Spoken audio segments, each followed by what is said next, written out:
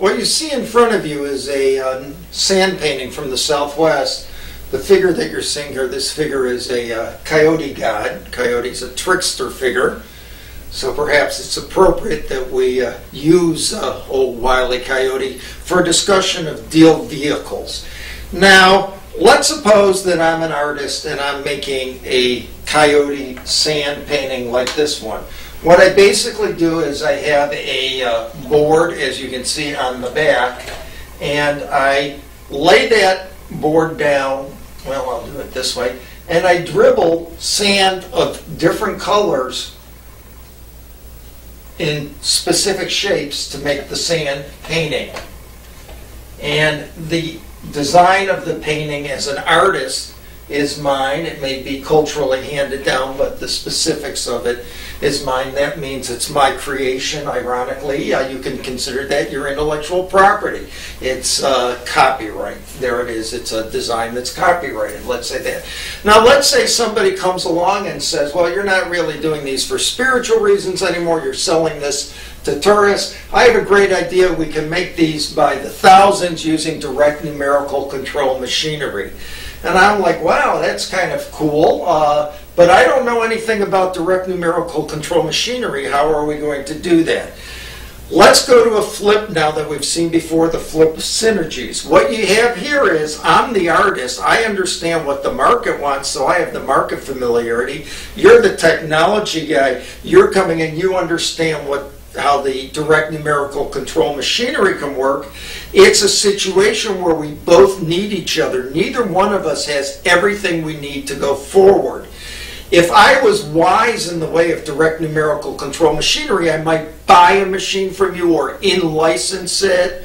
I might be down there in that area called control, but I'm not. So I need to partner. Similarly, you don't know about the market for art. You're just a manufacturer of direct control machinery, or somebody who's a machinist who's been using it, who has the idea maybe you can use it for art. So while you have pretty solid technical knowledge, you don't have all the technical knowledge about how precisely this should look, although you could program it once I give you the design. So you need to, and you also don't know the market and how to sell it, so you need to partner with me.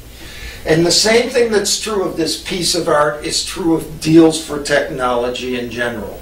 So it's the synergies are really in the way that you choose a deal vehicle has to do with how you want to maximize income while controlling risk.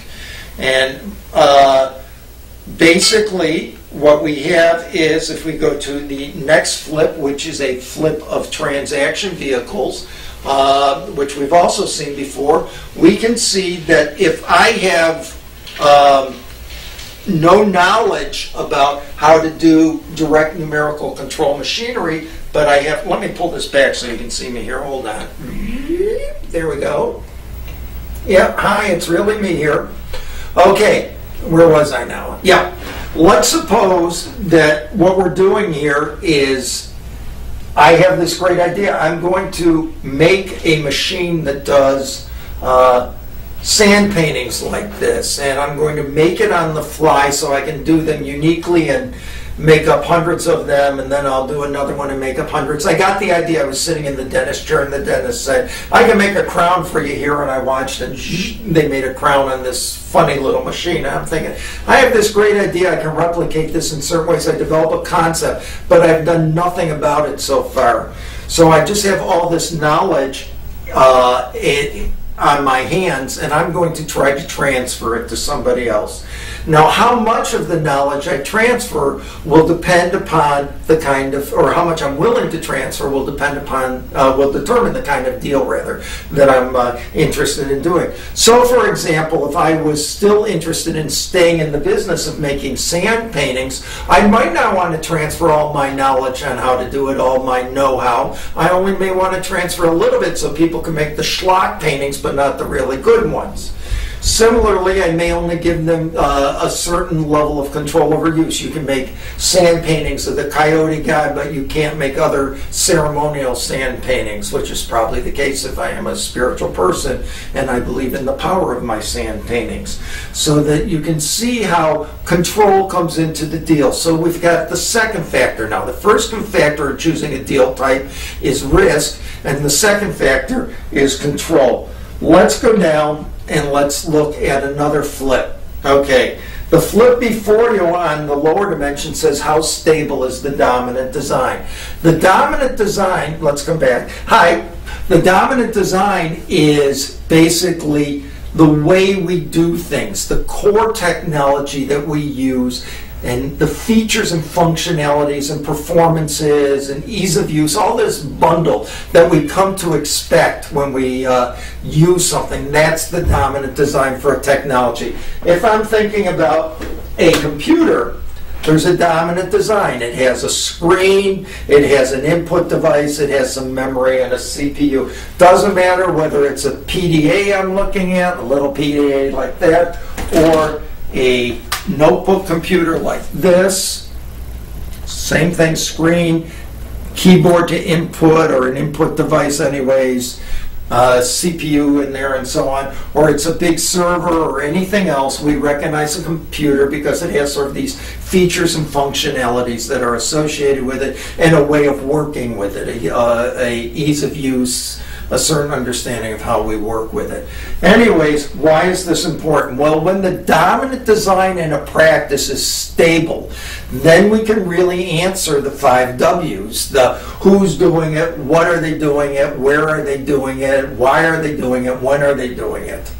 That's a stable answer, and the more stable that is, the easier it is to design products that meet precisely those needs, and thus we can begin to reduce risk and we can move to different types of deal vehicles in order to maximize our revenue while controlling our risk. Similarly, we want to look at how mature the technology is. Let's go back to my sand painting example here. Suppose I've just come up with the idea but nothing else. I may want to transfer this all to somebody who can realize the dream I had, because I don't know how to realize the dream. I may find a graduate student. My son goes to the local university and realizes this dream, or my daughter goes there and realizes this dream.